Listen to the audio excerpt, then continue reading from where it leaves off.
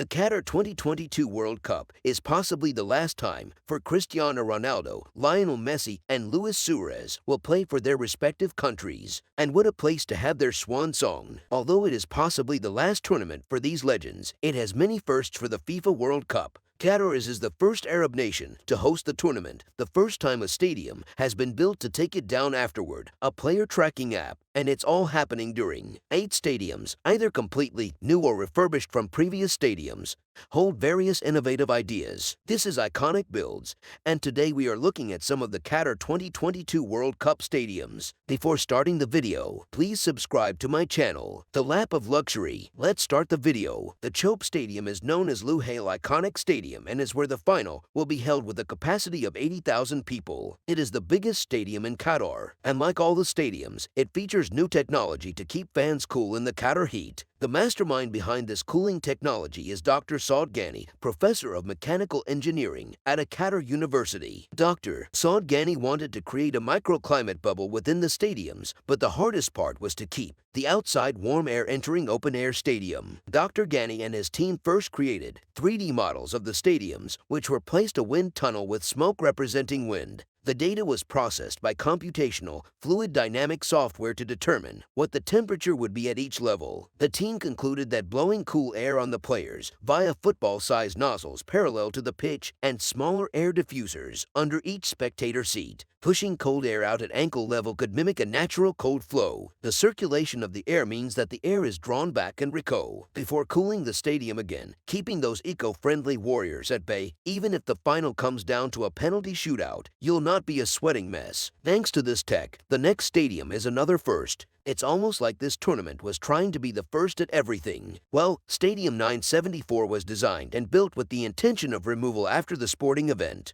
This radical idea is from Fenwick Ibar and architects in association with Schlake Bergman Partners and Hilson Morin. This 40,000-seat waterfront stadium is constructed from a steel frame, and shipping containers are used as one of the main building blocks. Everything in this stadium, from grandstand stalls and sanitary fittings, can be easily transported as certified shipping containers. These containers can be reassembled on another site or converted into multiple smaller sites. Once the tournament is finished, it may be the first stadium designed to be broken down, but it surely won't be the last built in one of Qatar's oldest lived-in areas. The Ajah Noob Stadium was designed by Iraqi-British architect Zana Hadid, and it reflects the Winfield sails of Qatar's traditional dhow boats. It boasts the capacity of 40,000 and is expected to reduce in half to 20,000. Once the World Cup is over, this idea is shared between the other stadiums, where their capacity will be lowered and the seats will be donated to various projects throughout the world. No matter which stadium you are, VAR is back whether you love it or loathe it. There are 12 tracking cameras mounted underneath the roof of each stadium to track the ball,